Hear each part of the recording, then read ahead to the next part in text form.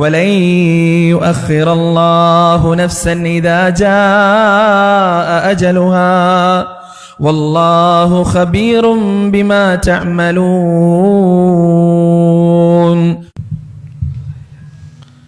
السلام عليكم ورحمة الله. الحمد لله الذي هدانا لهذا وما كنا لنهتدي لولا أن هدانا الله ونشهد أن لا إله إلا الله وحده لا شريك له ونشهد أن محمدا عبده ورسوله أرسله بالهدى ودين الحق ليظهره على الدين كله ولو كره المشركون. أما بعد فإن خير الحديث كتاب الله وخير الهدي هدي محمد صلى الله عليه وسلم وشر الأمور محدثاتها وكل محدثة بدعة وكل بدعة ضلالة وكل ضلالة في النار. يا أيها الذين آمنوا اتقوا الله حق تقاته ولا تموتن إلا وأنتم مسلمون. اللهم صل على محمد وعلى آل محمد كما صليت على إبراهيم وعلى آل إبراهيم إنك حميد مجيد. اللهم بارك على محمد وعلى آل محمد كما باركت على إبراهيم وعلى آل إبراهيم إنك حميد مجيد. أعوذ بالله من الشيطان الرجيم. بسم الله الرحمن الرحيم. ألهاكم التكاثر حتى زرتم المقابر كلا سوف تعلمون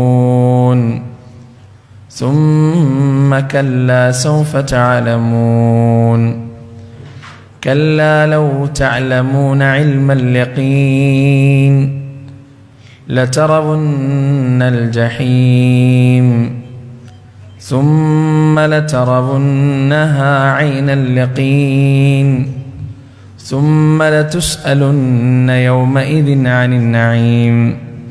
رب اشرح لي صدري ويسر لي أمري واحلل عقدة من لساني يفقهوا قولي. അള്ളാഹുവിൻ്റെ രക്ഷയും സമാധാനവും അനുഗ്രഹവും എന്നും നമ്മിലേവരിലും എപ്പോഴും ഉണ്ടായിരിക്കട്ടെ. അള്ളാഹു സുബ്ഹാനഹു വ തആലയുടെ വിധിയും വിലക്കും ജീവിതത്തിൻ്റെ എല്ലാ മേഖലകളിലും കഴിവിൻ്റെ പരമാവധി സൂക്ഷിച്ച് പാലിച്ച് അനുസരിച്ച് ജീവിക്കാൻ തുടക്കത്തിൽ നിങ്ങളോട് ഓർമ്മപ്പെടുത്തുകയാണ്. നശ്വരമായ ഈ ലോക ജീവിതത്തിൻ്റെ ഓരോ നോക്കുകൾക്കും വാക്കുകൾക്കും ചിന്തകൾക്കും അള്ളാഹുവിൻ്റെ കോടതിയിൽ ഉത്തരം പറയേണ്ടതുണ്ടെന്നും നാളിതുവരെ സമ്പാദിച്ച സമ്പാദ്യങ്ങൾക്കോ സന്താനങ്ങൾക്കോ സ്നേഹബന്ധങ്ങൾക്കോ സമൂഹങ്ങൾക്കോ സംഘടനകൾക്കോ സൽപ്പേരുകൾക്കോ അള്ളാഹുവിൻ്റെ കോടതിയിൽ നമ്മെ തുണക്കുവാനോ നമുക്ക് വേണ്ടി ശുപാർശ ചെയ്യുവാനോ നമ്മുടെ തെറ്റുകുറ്റങ്ങൾ ഏറ്റെടുക്കുവാനോ സാധിക്കുകയില്ല എന്നും സ്നേഹത്തിൻ്റെ ഭാഷയിൽ ഓർമ്മപ്പെടുത്തട്ടെ. അൽഹംദുലില്ലാഹ്, അള്ളാഹുവിൻ്റെ മഹത്തായ അനുഗ്രഹം കൊണ്ട് ഈ ഒരു സമയത്ത് ഇവിടെ ഇങ്ങനെ കൂടിയിരിക്കുവാനും അവനേറെ ഇഷ്ടമുള്ള കാര്യങ്ങൾ പറയുവാനും കേൾക്കുവാനും അവൻ നമുക്ക് തുടർച്ച നൽകി. റഹ്മത്തിന്റെ മലായികത്തുകൾ നിറഞ്ഞു നിൽക്കുന്ന ഇത്തരം സദസ്സുകളിൽ ജീവിതത്തിന്റെ അവസാനം വരെ പങ്കെടുക്കുവാനും അവിടെ പറയപ്പെടുന്ന പ്രമാണബദ്ധമായ കാര്യങ്ങൾ ജീവിതത്തിൽ പകർത്തുവാനും പ്രമാണവിരുദ്ധമായവ തള്ളിക്കളയുവാനും അല്ലാഹു സുബ്ഹാനഹു വ തആല നമുക്ക് ഏവർക്കും തൗഫീഖ് നൽകുമാറാകട്ടെ.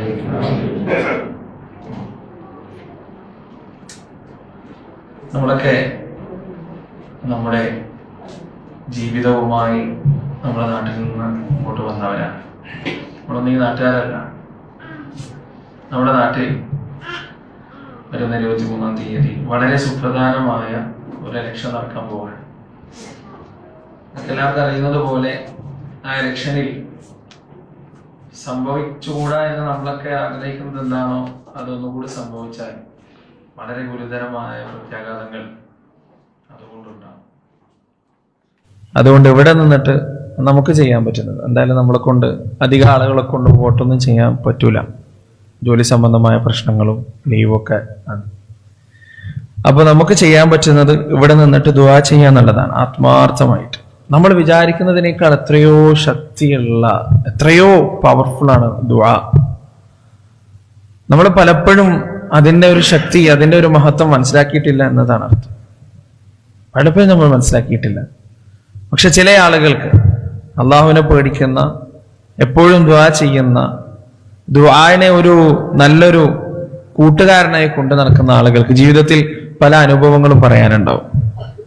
അപ്പൊ നമുക്ക് ചെയ്യാനുള്ളത് ആത്മാർത്ഥമായിട്ട് അള്ളാഹുവിനോട് ദുആ ചെയ്യാം. റബ്ബേ,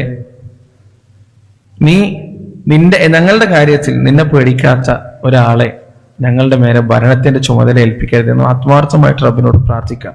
അള്ളാഹു സുബ്ഹാനഹു വ തആല ആ ഒരു മുസീബത്തിൽ നിന്ന് നമ്മെ എവരെയും കാത്തുരക്ഷിക്കുമാറാകട്ടെ. നമ്മളെല്ലാവരും മരിച്ചു പോകേണ്ടവരാണ്. എന്നോട് ഇന്നിവിടെ സംസാരിക്കാൻ ഒരു പ്രത്യേക വിഷയമൊന്നും പറയാത്ത സ്ഥിതിക്ക് എന്താണ് സംസാരിക്കണതെന്ന് എനിക്കും വലിയ പിടുത്തമില്ല, കേൾക്കേണ്ടത് എന്താണെന്ന് നിങ്ങൾക്കും വലിയ പിടുത്തമില്ല. അപ്പൊ ഞാൻ എൻ്റെ മനസ്സിലുള്ള ഏതാനും കാര്യങ്ങൾ ഇൻഷാ അല്ലാഹ് ഇങ്ങനെയുള്ളൊരു സദസ്സിൽ എന്താണ് പറയേണ്ടതെന്ന് ഇതുവരെ പറഞ്ഞിട്ടുള്ള ഒരു പരിചയം ഉണ്ടാവുമല്ലോ, അത് വെച്ചിട്ടാണ് ഇൻഷാ അല്ലാഹ് അല്ലാഹു സുബ്ഹാനഹു വ തആല എൻ്റെ സംസാരവും നിങ്ങളുടെ കേൾവിയും സാലിഹായ സൽക്കർമ്മമായി സ്വീകരിച്ച് ഇതുപോലെ അവന്റെ ജന്നാത്തുൽ ഫിർദൗസിൽ ഒരുമിച്ച് കൂടാൻ നമുക്ക് ഏവർക്കും തൗഫീഖ് നൽകുമാറാകട്ടെ.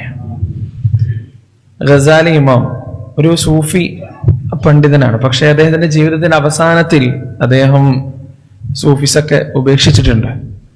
അദ്ദേഹത്തിന്റെ ഒരു പ്രത്യേകത, അദ്ദേഹം ഒരുപാട് പ്രമാണങ്ങൾ കീറി മുറിച്ച് പഠിച്ച ആളൊന്നുമല്ല.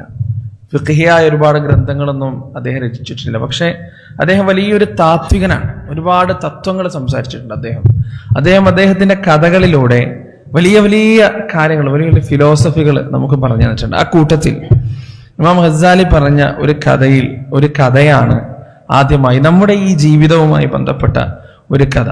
ഒരു നാടുണ്ടായിരുന്നു. ഇപ്പോൾ പ്രത്യേകിച്ച് ഇലക്ഷനൊക്കെ ആയതുകൊണ്ട് ഈ ഒരു കഥക്ക് കൂടുതൽ പ്രസക്തി ഉണ്ടെന്നാണ് തോന്നുന്നത്. ഒരു നാടുണ്ടായിരുന്നു. ആ നാടിന്റെ പ്രത്യേകത, ആ നാട്ടിൽ 5 വർഷം ഒരാളങ്ങ് ഭരിക്കും. 5 വർഷം ഭരിക്കും. ആ രാജാവിനെ തിരഞ്ഞെടുക്കുക ആളുകൾ നറുക്കിട്ടിട്ടാണ്. കുറച്ച് ആളുകൾ പേരിങ്ങനെ എഴുതിയിട്ട് നറുക്കിട്ടിട്ട് ആളുകൾ രാജാവിനെ തിരഞ്ഞെടുക്കുകയാണ് ചെയ്യുക. പക്ഷെ 5 വർഷം ഭരിച്ചു കഴിഞ്ഞാൽ പിന്നുള്ളത്, ആ നാട്ടിൽ ഒരു നദിയുണ്ട്. ആ നദിക്കപ്പുറത്ത് ഭയങ്കരമായ കാടാണ്, കൊടുങ്കാടാണ്, ഘോരവനം. ആ വനത്തിൽ ഇല്ലാത്ത മൃഗങ്ങളൊന്നുമില്ല. അതിഭയങ്കരങ്ങളായ ഹിംസ്ര ജന്തുക്കൾ മുഴുവൻ ആ വനത്തിലുണ്ട്. അങ്ങനെ ഈ 5 വർഷം കഴിഞ്ഞാൽ, ഭരണത്തിന്റെ 5 വർഷം കഴിഞ്ഞാൽ, ആ 5 വർഷം ഭരിച്ച രാജാവിനെ വഞ്ചിയിൽ കയറ്റി, അയാളുടെ കൈകാലുകൾ ബന്ധിച്ചിട്ട് വഞ്ചിയിൽ കയറ്റി അവിടെ ആ കാട്ടിൽ കൊണ്ടുപോയി ഉപേക്ഷിക്കുകയാണ് ചെയ്യുക. ദിവസങ്ങൾ കൊണ്ട് അയാളുടെ എല്ല് പോലും ബാക്കിയാവാത്ത രൂപത്തിൽ മൃഗങ്ങൾ ഭക്ഷിക്കും അയാളെ കൊന്നു തിന്നു. ഇതാണ് ആ നാട്ടിലെ സ്ഥിരമായൊരു രീതി. അങ്ങനെ ഒരു തവണ ഈ രാജ്യത്തെ രാജാവായിട്ട് തിരഞ്ഞെടുത്തത് ബുദ്ധിമാനായ ഒരു ചെറുപ്പക്കാരനാണ്. ഈ ചെറുപ്പക്കാരനെ രാജാവായിട്ട് തിരഞ്ഞെടുത്തപ്പോൾ ഇയാള് വളരെ ഉത്സാഹത്തോടെ 5 വർഷം രാജ്യം ഭരിച്ചു. 5 വർഷം എല്ലാ സുഖങ്ങളും അനുഭവിച്ചു, ആർഭാടങ്ങളും അനുഭവിച്ചു, നല്ല രീതിയിൽ രാജ്യം ഭരിച്ചു. 5 ആഴ്ച മാത്രമേ ഉള്ളൂ ബാക്കി. സാധാരണഗതിയിൽ ഒരു മാസം ബാക്കി ഉണ്ടാകുമ്പോൾ തന്നെ രാജാക്കന്മാർ ഭയങ്കര ടെൻഷനിലായിരിക്കും, ഭയങ്കര പ്രയാസത്തിലായിരിക്കും. ഇനി ഒരു മാസം കൂടി കഴിഞ്ഞാൽ ഇനി മൃഗങ്ങൾക്ക് ഭക്ഷണമാവണം, ഒരു രക്ഷയില്ല, എവിടെ ഓടിപ്പോവാൻ കഴിയില്ല എന്ന ചിന്ത ഇങ്ങനെ അവരെ അലട്ടിക്കൊണ്ടിരിക്കും. അവർക്ക് ഭരണകാര്യത്തിൽ ശ്രദ്ധയില്ലാണ്ടാവും, കുടുംബത്തോട് സംസാരിക്കാണ്ടാവും, ചിരിക്കാണ്ടാവും, വർത്താനം പറയണ്ടാവും, ഇങ്ങനെയൊക്കെ ആവും. പക്ഷെ ഇയാളെ സംബന്ധിച്ചിടത്തോളം അതൊന്നുമില്ല. ഒരു മാസം ആയി, ഒരാഴ്ച മാത്രമേ ബാക്കിയുള്ളൂ. അയാളെ സംബന്ധിച്ചിടത്തോളം ഒരു പ്രശ്നമില്ല. വീണ്ടും ദിവസങ്ങൾ ഇങ്ങനെ അടുത്ത് വരുന്നോളും അയാളെ സംബന്ധിച്ചിടത്തോളം യാതൊരു കുഴപ്പമില്ല. അവസാനം ആ ദിവസം വന്നു. പട്ടാളക്കാരൊക്കെ കൂടി ഈ രാജാവിനെ പിടിച്ചു കെട്ടി, വരിഞ്ഞു കെട്ടി വഞ്ചിയിൽ ഇങ്ങനെ കയറ്റി കൊണ്ടുപോകുമ്പോൾ രാജാവ് ഇങ്ങനെ ചിരിക്കാണ്. അയാൾക്ക് യാതൊരു പ്രശ്നമില്ല. അയാളുടെ മുഖത്ത് നല്ല സമാധാനമാണ്. അപ്പൊ ഈ ആളുകളൊക്കെ പരസ്പരം പറയാൻ തുടങ്ങി, രാജാവിന് സത്യത്തിൽ ഭ്രാന്തായിപ്പോയി. അയാൾ അനുഭവിക്കാൻ പോകുന്ന ആ ഭീകരമായ രംഗങ്ങള് മനസ്സിൽ ചിന്തിച്ചിട്ട് സമനില തെറ്റിയതായിരിക്കാം എന്നൊക്കെ ആളുകൾ പരസ്പരം സംസാരിക്കാൻ തുടങ്ങി. ഈ പട്ടാളക്കാർക്കും അത് തന്നെയായിരുന്നു അവർക്കും മനസ്സിലായത്. അവരും അങ്ങനെയാണ് മനസ്സിലാക്കിയത്. അവസാനം ഈ രാജാവിനെ വഞ്ചിയിൽ കയറ്റിയിട്ട് ആ വനത്തിനടുത്തേക്ക് അവര് പോകുമ്പോ സത്യത്തിൽ ഈ രാജാവിന് പകരം പട്ടാളക്കാരാണ് ഞെട്ടിപ്പോയത്. അവര് കണ്ടത് അവിടെ കാടൊന്നുമില്ല. കഴിഞ്ഞ പ്രാവശ്യത്തെ രാജാവിനെ കൊന്നുകളയാൻ വേണ്ടിയിട്ട് വരുമ്പോ തങ്ങൾ കണ്ട ആ കൊടുങ്കാട്, ഘോരവനം, ഇന്ന് അവിടെ ഇല്ല. അങ്ങനെ ഒരു കാടേ അവിടെ ഇല്ല. ആ കാടിന് പകരം വലിയ വലിയ കെട്ടിടങ്ങളാണ്, വലിയ വലിയ സ്ഥാപനങ്ങളാണ്. അവിടെ ഉണ്ടായിരുന്ന മൃഗങ്ങൾക്ക് പകരം ഒരുപാട് മനുഷ്യന്മാരാണ്, ഒരുപാട് ആളുകളാണ്. അവരിങ്ങനെ കരക്ക് നിന്നിട്ട് ഇങ്ങനെ ഈ രാജാവിന് വേണ്ടി ഇങ്ങനെ സിന്ദാബാദ് വിളിക്കാൻ. അപ്പോഴാണ് ഈ പട്ടാളക്കാർക്ക് മനസ്സിലായത്, ഈ 5 വർഷം ഈ രാജാവ് രാജ്യം ഭരിച്ചപ്പോ എല്ലാ ആർഭാടങ്ങളും എല്ലാ സന്തോഷങ്ങളും ഈ രാജാവ് അനുഭവിച്ചപ്പോഴും അയാൾക്ക് 5 വർഷത്തിന് ശേഷം തന്നെ കൊണ്ടുവിടാനുള്ള ആ ഭീകരമായ കാടിനെ കുറിച്ച് ഓർമ്മ ഉണ്ടായിരുന്നു. ആ ഘോരവനത്തിനെ കുറിച്ച് അയാൾക്ക് ഓർമ്മ ഉണ്ടായിരുന്നു. ആ ഘോരവനത്തിലുള്ള ഹിംസ്ര ജന്തുക്കളുടെ ദംഷ്ടകളെ കുറിച്ച് അയാൾക്ക് ഓർമ്മ ഉണ്ടായിരുന്നു. ആ ദംഷ്ടകൾ തൻ്റെ നാടികളിലേക്ക് ഇറങ്ങുന്ന ആ കാഴ്ച അയാളെ അലട്ടിയിരുന്നു. അതുകൊണ്ട് തന്നെ ആ രാജാവ് എന്ത് ചെയ്തു? ആ തന്നെ കൊല്ലാൻ തയ്യാറായി നിൽക്കുന്ന മൃഗങ്ങളെ മുഴുവൻ തൻ്റെ ഭരണകാലത്ത് തന്നെ കൊന്നുകളഞ്ഞു. തൻ്റെ മരണത്തിന് സാക്ഷിയാകാൻ നിൽക്കുന്ന ആ കാട് തൻ്റെ ഭരണകാലത്ത് തന്നെ നശിപ്പിച്ചു കളഞ്ഞു. എന്നിട്ട് അതിനു പകരം അവിടെ സുന്ദരമായൊരു പട്ടണമാക്കി മാറ്റി, ഒരുപാട് പ്രജകളുള്ള കെട്ടിടങ്ങളുള്ള സുന്ദരമായൊരു രാജ്യമാക്കി അതിനെ മാറ്റി എന്നാണ്. ഇനി അയാളെ കൊല്ലാൻ ആരുമില്ല. ഇനി 5 വർഷമല്ല, കാലാകാലത്തേക്ക് അയാൾക്ക് രാജ്യം ഭരിക്കാം, ആരും തടസ്സം പറയില്ല. ഇനി അയാളുടെ നിയമമാണ്. ഇത് നമ്മുടെ ജീവിതമാണ്. അല്ലാഹു സുബ്ഹാനഹു വ തആല നിശ്ചിതമായ ഒരു കാലഘട്ടം എനിക്കും നിങ്ങൾക്കും ജീവിക്കാൻ നൽകിയിട്ടുണ്ട്. ഇവിടെ എല്ലാം അള്ളാഹ് നൽകിയ സ്വാതന്ത്ര്യമാണ്. അള്ളയാണ് നമുക്ക് വെള്ളം തരുന്നത്, അള്ളാഹുവാണ് ഭക്ഷണം നൽകുന്നത്, അള്ളാഹുവാണ് വസ്ത്രം നൽകുന്നത്. എല്ലാം അള്ളാഹുവിനെ നിന്ദിക്കുകയും അള്ളാഹുവിനെ ധിക്കരിക്കുകയും ചെയ്യുന്ന ആളുകൾക്കും വേണ്ടതെല്ലാം നൽകുന്നത് ആരാണ്? അല്ലാഹു സുബ്ഹാനഹു വ തആലയാണ്. പടച്ചോനെ ചീത്ത വിളിക്കുന്നവന് അതിനുള്ള ഊർജം കിട്ടുന്നത് അള്ളാഹ് കൊടുത്ത ഭക്ഷണം കഴിച്ചിട്ടാണ്. സുബഹ് നിസ്കരിക്കാതെ കിടന്നുറങ്ങുന്നവന് എഴുന്നേൽക്കാനുള്ള ത്രാണി കൊടുക്കുന്നത് അള്ളാഹു തന്നെയാണ്. അതിവിടെ അള്ളാഹു നമുക്ക് നൽകിയ സ്വാതന്ത്ര്യമാണ്. പക്ഷെ ഈ സ്വാതന്ത്ര്യം കഴിയുമ്പോൾ നമ്മെ കാത്തിരിക്കുന്നത് ഭയാനകമായ നരകമാണ്. ആ നരകത്തിൽ നമ്മുടെ ശരീരത്തെ സ്പർശിക്കാതെ കാത്തു സൂക്ഷിക്കണമെങ്കിൽ ഇവിടെ ഈ പറഞ്ഞ ഗസാലി ഇമാം പറഞ്ഞ ഈ കഥയിലെ രാജാവിനുണ്ടായ ചിന്ത പോലെ നമുക്കുണ്ടാവണം ചിന്ത. ഇനി ഞാൻ നേരിടാനിരിക്കുന്ന ആ നരകം. സഹോദരങ്ങളെ, നമ്മൾ മനസ്സിലാക്കേണ്ടത് ഖുർആനിൽ ഒരുപാട് വചനങ്ങളിൽ അള്ളാഹു സുബ്ഹാനഹു വ തആല ഈ ദുനിയാവിന്റെ ജീവിതത്തെക്കുറിച്ച് പറഞ്ഞത് മതാഉൽ ഗുറൂർ എന്നാണ്, വഞ്ചനയുടെ വിഭവം എന്നാണ്, ചതിയുടെ വിഭവം എന്നാണ്. അക്ഷരാർത്ഥത്തിൽ എത്ര സത്യമാണ് നിങ്ങളൊന്ന് ആലോചിച്ച് നോക്ക്. റസൂലുള്ളാഹി സ്വല്ലല്ലാഹി അലൈഹി വസല്ലമയുടെ വാക്കുകൾക്കൊരു പ്രത്യേകതയുണ്ട്. എന്താ അറിയോ? ആ വാക്കുകൾ, ഒരു വാക്കെടുത്തിട്ട് നമുക്ക് വേണമെങ്കിൽ 3-4 മണിക്കൂർ പ്രസംഗിക്കാൻ കഴിയും, വിശദീകരിക്കാൻ കഴിയും. അത്രയും ഡെപ്തായിരിക്കും, അത്രയും ആഴമുള്ളതായിരിക്കും, അത്രയും ശക്തമായിരിക്കും, അർത്ഥഗർഭമായിരിക്കും റസൂലുള്ളാഹി സ്വല്ലല്ലാഹി അലൈഹി വസല്ലമയുടെ ഓരോ വാക്കുകളും. ഒരിക്കൽ നബി സല്ലല്ലാഹു അലൈഹി വസല്ലമ യുവാവായിരുന്ന ഇബ്നു ഉമർ റളിയല്ലാഹു അൻഹുവിന്റെ തോളത്ത് കൈ വെച്ചിട്ട് നടത്തിയൊരു ഉപദേശമുണ്ട്. ആ ഉപദേശം കേൾക്കുമ്പോൾ ഈമാനിന്റെ കണിക മനസ്സിലുള്ളവരുടെ കണ്ണ് നിറഞ്ഞു പോകും. ആ ഉപദേശം എന്താ അറിയോ? കുൻ ഫിദ്ദുനിയ കഅന്നക ഗരീബുൻ ഔ ആബിറു സബീൽ. കുന്നിയാകണം ഫിദ്ദുനിയ കഅന്നക ഗരീബുൻ ഔ ആബിറു സബീൽ. ഈ ദുനിയാവിൽ ഒരു അപരിചിതനെ പോലെ ജീവിക്കാൻ നിനക്ക് കഴിയണം, അല്ലെങ്കിൽ ഒരു വഴിയാത്രക്കാരനെ പോലെ ജീവിക്കാൻ നിനക്ക് കഴിയണം. നമ്മളൊക്കെ ഇവിടെ ഒരു അപരിചിതരെ പോലെയാണ് ജീവിക്കുന്നത്. ഈ ഖത്തറിൽ നമ്മളിവിടെ വീടെടുക്കാനോ ഇവിടെ സ്ഥലം വാങ്ങാനോ ഇവിടെ സ്ഥാപനങ്ങൾ ഉണ്ടാക്കാനോ ഇവിടെ എന്തെങ്കിലും കാര്യങ്ങൾ നേടിയെടുക്കാനോ നമ്മളൊക്കെ പണം ഉണ്ടാക്കുന്നത് നമ്മുടെ നാട്ടിൽ പോയി തിരിച്ചുപോയി നമ്മുടെ മക്കളുടെ കൂടെ, നമ്മുടെ ഭാര്യമാരുടെ കൂടെ, നമ്മുടെ ഉമ്മയുടെ കൂടെ, നമ്മുടെ കുടുംബത്തിന്റെ കൂടെയുള്ള സ്വസ്ഥമായൊരു ജീവിതത്തിന് ആഗ്രഹിക്കാത്ത ആരാണ് നമ്മുടെ കൂട്ടത്തിലുള്ളത്? സഹോദരങ്ങളെ, ആരാണുള്ളത്? സത്യത്തിൽ പ്രവാസികൾക്കാണ് ഏറ്റവും കൂടുതൽ ഈ ജീവിതത്തിന്റെ അർത്ഥം, കുടുംബവുമായി ഒത്തുള്ള ജീവിതത്തിന്റെ അർത്ഥം അറിയുന്ന മനുഷ്യന്മാരാണ് എൻ്റെ മുന്നിലിരിക്കുന്ന മനുഷ്യന്മാർ. നാട്ടിലുള്ള ആളുകൾക്ക് അത്രത്തോളം തിരിച്ചറിയണമെന്നില്ല. അത് നാട്ടിലേക്ക് വരികയും ഇവിടുന്ന് തിരിച്ചു പോവുകയും ചെയ്യുന്ന ഫ്ലൈറ്റിലുള്ള വ്യത്യാസം തന്നെ നമുക്കത് മനസ്സിലാക്കി തരും.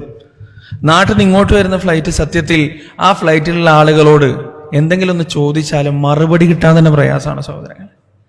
മറുപടി കിട്ടാൻ പ്രയാസം. നമ്മളെ സംബന്ധിച്ചിടത്തോളം പല ദുബായിലേക്കായാലും ഇങ്ങോട്ടേക്കായാലൊക്കെ പരിപാടിക്ക് വരുമ്പോൾ 2-3 ദിവസത്തിനാണ് വരിക. അതുകൊണ്ട് വലിയ ടെൻഷനും പ്രയാസമൊന്നും മനസ്സിലുണ്ടാവില്ല. അങ്ങോട്ട് പോകുന്നതും ഇങ്ങോട്ട് വരുന്നതൊക്കെ ഏകദേശം ഒരുപോലെ ആയിരിക്കും. ആ സമയത്ത് അടുത്തിരിക്കുന്ന ആളുകൾ അവർ പങ്കുവെക്കുന്ന അവരുടെ ഒരു മുഖഭാവം, അവരുടെ സംസാരം, വീട് എവിടെയാന്ന് ചോദിച്ചാലും മറുപടി പറയാനൊക്കെ വളരെ പ്രയാസമാണ്. ഇനി ഇവിടുന്ന് തിരിച്ചു പോകുമ്പോൾ വീട് എവിടെയാന്ന് ചോദിച്ചാൽ പഞ്ചായത്ത് പറഞ്ഞുതരും, വാർഡ് പറഞ്ഞുതരും, വീട്ടു നമ്പർ പറഞ്ഞുതരും, കുടുംബക്കാരുടെ പേര് പറഞ്ഞുതരും, എല്ലാം പറഞ്ഞുതരും. യാതൊരു പ്രയാസവും ഇല്ല.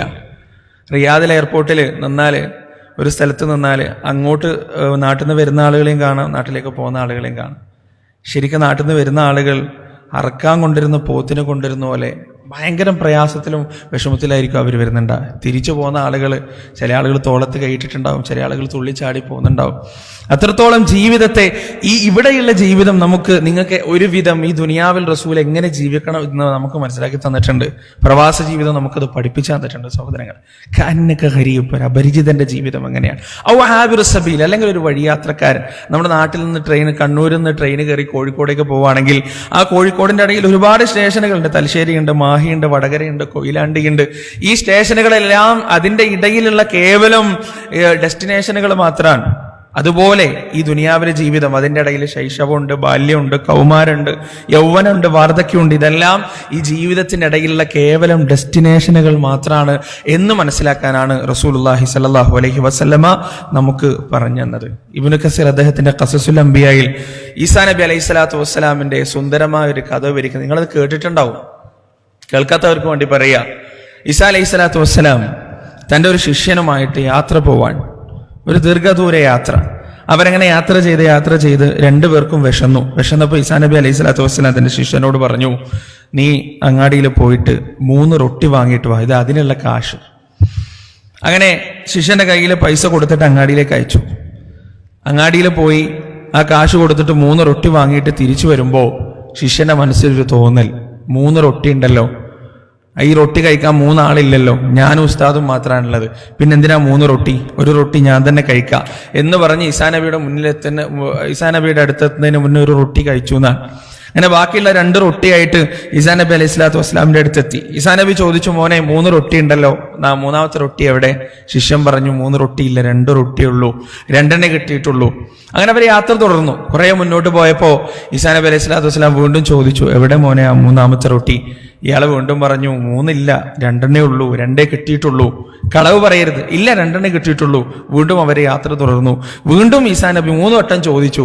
അപ്പോഴൊക്കെ ഇയാൾ ഈ കളവിങ്ങനെ ആവർത്തിച്ചുകൊണ്ടിരുന്നു. അവസാനം ഈസാ നബി അലൈഹി സ്വലാത്തു വസ്സലാം മരുഭൂമിയിൽ 3 മണൽക്കൂമ്പാരങ്ങൾ ഉണ്ടാക്കിയാണ്. 3 മണൽക്കൂമ്പാരങ്ങൾ ഉണ്ടാക്കി. എന്നിട്ട് ഈ 3 മണൽക്കൂമ്പാരങ്ങളും അള്ളാഹുവിന്റെ അനുമതി പ്രകാരം സ്വർണ്ണ കൂമ്പാരങ്ങളാക്കി മാറ്റി. അപ്പൊ ശിഷ്യനെ കണ്ണിങ്ങനെ തള്ളി. അയാൾ ചോദിച്ചു, ഇത് ആർക്കാണ്? ഈസാ നബി പറഞ്ഞു, 1ാമത്തത് എനിക്ക്, 1ാമത്തെ സ്വർണ്ണക്കൂമ്പാരം എനിക്ക്. അയാൾ ഇങ്ങനെ നോക്കിയെന്നു, 2ാമത്തെ സ്വർണ്ണക്കൂമ്പാരം നിനക്ക്. എന്നിട്ട് ഈസാ നബി അലൈഹി സ്വലാത്തു വസ്സലാം അവിടെ നിർത്തി. അപ്പൊ ശിഷ്യൻ ചോദിച്ചു, 3ാമത്തതും കൂടി ഉണ്ടല്ലോ ഉസ്താദെ, അത് ആർക്കാണ്? അത് 3ാമത് നിന്റെ കയ്യിലുള്ള റൊട്ടി തിന്നത് ആരാണോ അത് അയാൾക്കുള്ളതാണ്. അപ്പൊ ഈ ശിഷ്യൻ പറഞ്ഞു, അത് ഞാൻ തന്നെയാണ് തിന്നത്, ആ റൊട്ടി കഴിച്ചത് ഞാനാണ്. അപ്പൊ ഈസാ നബി അലൈഹി സ്വലാത്തു വസ്സലാം പറഞ്ഞു, എന്നാ ശരി, ഈ 3 എന്റേതും കൂടി നീ എടുത്തോ, എന്റെ പങ്കും കൂടി നീ എടുത്തോളൂ. എന്നിട്ട് ഈ 3 എടുത്തിട്ട് ഇനി എന്റെ കൂടെയുള്ള യാത്രയിൽ നീ എന്റെ കൂടെ ഇല്ലാതിരിക്കുക.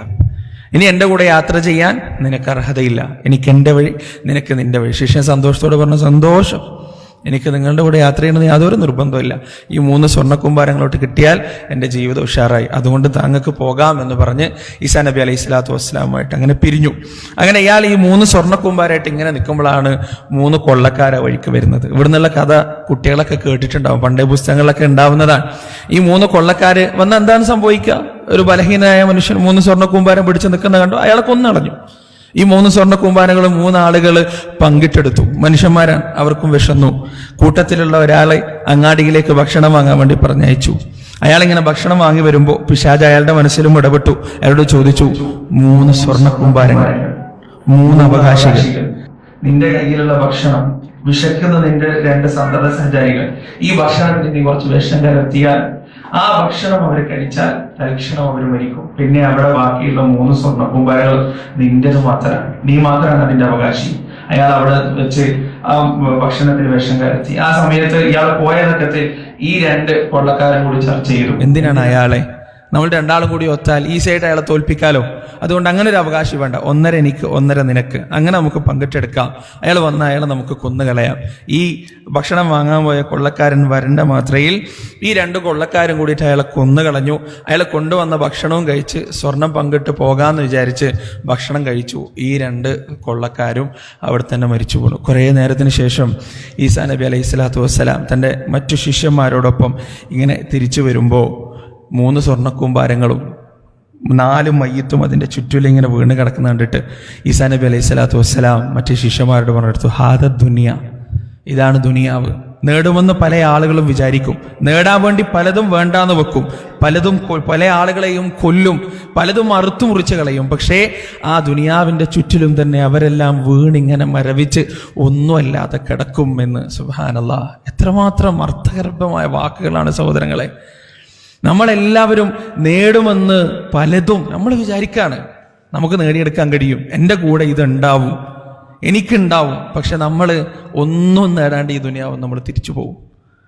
ഒന്നും കൊണ്ടുപോകാൻ നമ്മളെ കൊണ്ട് കഴിയില്ല സഹോദരൻ. അതുകൊണ്ടാണ് അല്ലാഹു സുബ്ഹാനഹു വ തആല പറഞ്ഞത്, വമൽ ഹയാത്തു ദുനിയ ഇല്ലാ മതാഉൽ ഖുറൂർ, ഈ ദുനിയാവിലെ ജീവിതം കേവലം വഞ്ചനയുടെയും ചതിയുടെയും വിഭവം മാത്രമാണെന്ന് അല്ലാഹു സുബ്ഹാനഹു വ തആല നമുക്ക് പറഞ്ഞതാണ്. പിന്നെ എന്താണ് നമ്മളിവിടെ നേടിയെടുക്കേണ്ടത്? ഈ ദുനിയാവിൽ നമ്മൾ നേടിയെടുക്കണ മരണത്തിന് വേണ്ടി നമ്മൾ ഒരുങ്ങുക. ഏത് നിമിഷവും ഇവിടുന്ന് തിരിച്ചു പോകാൻ നമ്മൾ ഒരുങ്ങുക. സഹോദരങ്ങളെ, മരണം വരുമ്പോൾ എൻ്റെ വീടിൻ്റെ പണി പൂർത്തിയായിട്ടില്ല, എൻ്റെ മോളെ കെട്ടിച്ചിട്ടില്ല, എൻ്റെ ഉമ്മാനെ നോക്കാൻ ആരുമില്ല, ഇതൊന്നും പരിഗണിക്കൂല. അതൊരു സത്യമാണ്. നമ്മൾ ഒരുപാട് പ്രഭാഷണങ്ങളിലും ഖുതുബകളിലും കേൾക്കുന്നുണ്ട്, പക്ഷേ നമ്മുടെ തൊണ്ടക്കുഴിക്കകത്തേക്ക് അത് ഇറങ്ങിയിട്ടില്ല. അല്ലാഹു സുബ്ഹാനഹു വ തആല പറഞ്ഞത് അതാണ്. വളരെ വ്യക്തമായിട്ട് പടച്ചോൻ പറഞ്ഞിട്ടില്ലേ, ഖുൽ ഇന്നൽ മൗതല്ലദീ തഫിറൂന മിൻ ഫഇന്നഹു മുലാഖീകും ثم تردون إلى عالم الغيب والشهادة فينبئكم بما كنتم تعملون.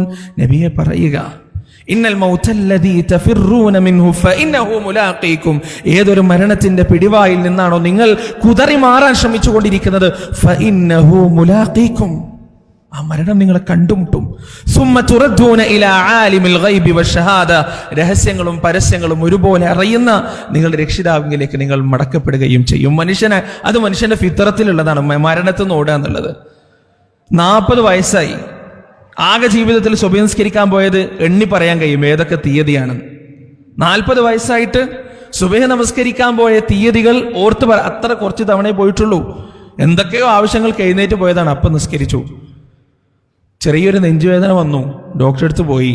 ഡോക്ടർ പറഞ്ഞു കൊളസ്ട്രോൾ കൂടുതലാണ്, ഇന്നതൊന്നും കഴിക്കാൻ പാടില്ല, രാവിലെ എഴുന്നേറ്റ് നടത്തം തുടങ്ങിയിട്ടില്ലെങ്കിൽ പ്രശ്നമാണ്. സുബഹി വാങ്ക് കൊടുക്കുന്നതിൻ്റെ അരമണിക്കൂർ മുമ്പ് എഴുന്നേൽക്കും. നടത്തത്തിൻ്റെ ഇടയിലാണ് സുബഹി വാങ്ക് കേൾക്കുക, കയറി നിസ്കരിക്കും. മരിക്കാൻ പേടിയാണ്. മരണത്തോടുള്ള ഒരു ഭയം അത് മുഅ്മിനീങ്ങൾക്കും ഉണ്ടാവും, കാഫിരീങ്ങൾക്കും ഉണ്ടാവും, എല്ലാവർക്കും ഉണ്ടാവും. പക്ഷേ ആ ഭയം നമ്മളെ നമ്മുടെ മരണത്തിൽ നിന്ന് ഒരിക്കലും രക്ഷപ്പെടുത്തില്ല. ഒരിക്കലും. നിങ്ങൾക്ക് ഓർമ്മ ഉണ്ടല്ലോ, മംഗലാപുരത്ത് നടന്ന ഒരു വിമാനാപകടം. ആ വിമാനാപകടത്തിൽ മരിച്ച മനുഷ്യന്മാരെ കുറിച്ച് നിങ്ങൾ ഇതുവരെ ചിന്തിച്ചിട്ടുണ്ടോ? സഹോദരങ്ങളെ, വിമാനം നമ്മുടെ നാട്ടിലേക്ക് എത്തിയാൽ ആ നാട്ടിലെ പച്ചപ്പ് കാണുമ്പോൾ നമ്മുടെ മനസ്സിലുണ്ടാവുന്ന ഒരു സന്തോഷമുണ്ട്. ആ വിമാനാപകടം നമുക്ക് നൽകുന്ന വലിയ പാഠമുണ്ട്. എന്താ അറിയോ? മംഗലാപുരത്ത് നടന്ന കുറേ വർഷമായി, പക്ഷെ ഇന്നും ആ അപകടത്തെക്കുറിച്ച് ഓർക്കുമ്പോൾ പ്രവാസികൾ ചിന്തിക്കേണ്ട കാര്യം എന്താ അറിയോ? നമ്മുടെ നാട്ടിലേക്ക് ഇങ്ങനെ പറന്നിറങ്ങുന്ന സമയത്ത് ആ നാട്ടിന്റെ പച്ചപ്പ് കാണുമ്പോൾ, പകൽ സമയമാണെങ്കിൽ കോഴിക്കോടൊക്കെ ഇറങ്ങുമ്പോൾ വളരെ സുന്ദരമായ കാഴ്ചയാണ്, കണ്ണൂരാണെങ്കിൽ അതിനേക്കാൾ സുന്ദരമാണ്. അപ്പോൾ നമ്മളിങ്ങനെ ഇറങ്ങുന്ന സമയത്ത് ആ പച്ചപ്പ് കാണുമ്പോൾ ശരിക്ക് 1-2 വർഷമൊക്കെ കഴിഞ്ഞിട്ട് നാട്ടിലേക്ക് വരുന്ന ആൾക്ക് വല്ലാത്തൊരു മിടിപ്പാണ് ഒന്ന് ഇറങ്ങിക്കിട്ടാൻ.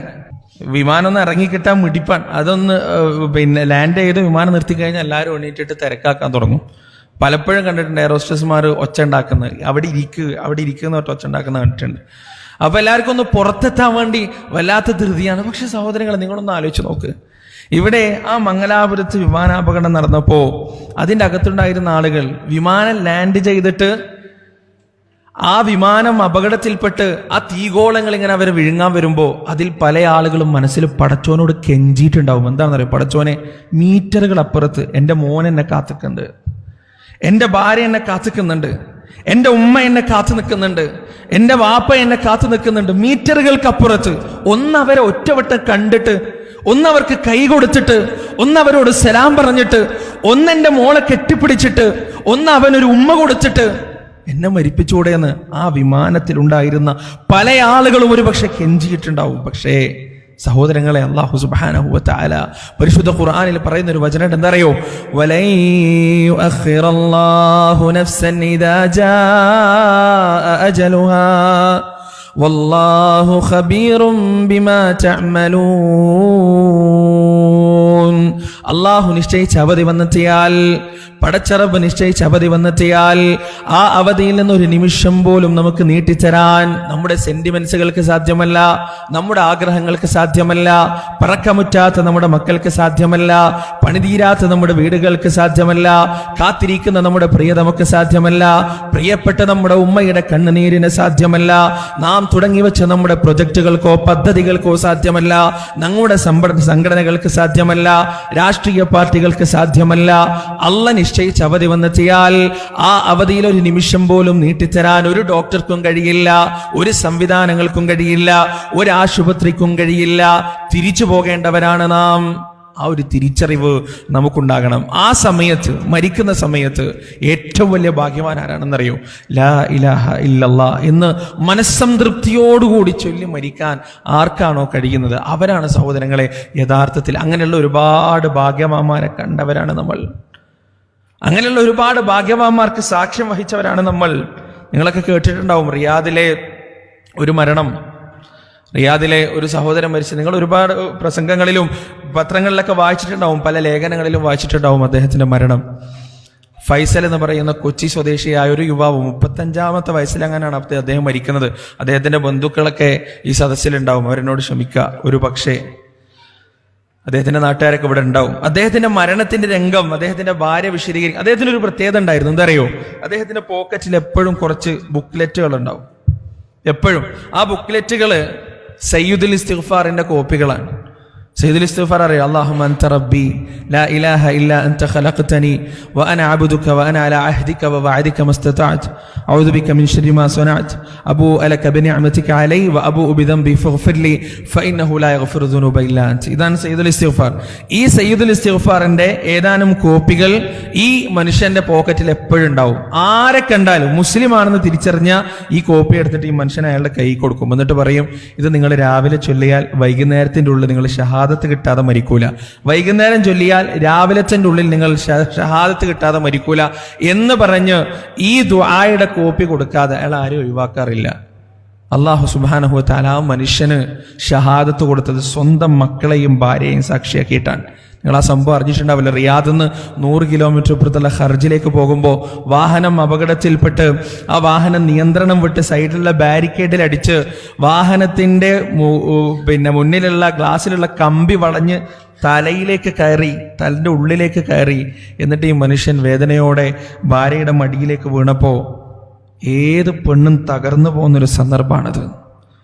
ഏതൊരു സ്ത്രീയും അലറി വിളിച്ചു പോകുന്നു. പക്ഷേ ഈ മനുഷ്യന്റെ ഭാര്യ അള്ളാഹ് ഉണ്ടാക്കി കൊടുത്തൊരു തുമനീനത്താണ് മനസ്സിൽ, അള്ളാഹ് ഉണ്ടാക്കി കൊടുത്തൊരു സമാധാനാണ്. ആ ഭർത്താവിന്റെ തലയിൽ കൈവച്ചുകൊണ്ട് ആ സമയത്ത് ആ ഭാര്യ പറഞ്ഞു കൊടുത്തു, ഖുൽ ലാ ഇലാഹ ഇല്ലല്ലാഹ്, ഖുൽ ലാ ഇലാഹ ഇല്ലല്ലാഹ്. ആവർത്തിച്ച് പറഞ്ഞു കൊടുത്തപ്പോ ആ മനുഷ്യൻ അറിയാതെ പറഞ്ഞു പോയി ലാ ഇലാഹ ഇല്ലല്ലാഹ്. അത് അയാളുടെ അവസാനത്തെ വചനാണ്, ആ മനുഷ്യന്റെ അവസാനത്തെ വാക്കാണ്. സഹോദരങ്ങളെ, 5ഉം 8ഉം വയസ്സുള്ള ചെറിയ പൈതങ്ങൾ ഈ കാറിന്റെ പിറകിൽ ഇരുന്ന് ഈ കാഴ്ച കാണുന്നുണ്ട്.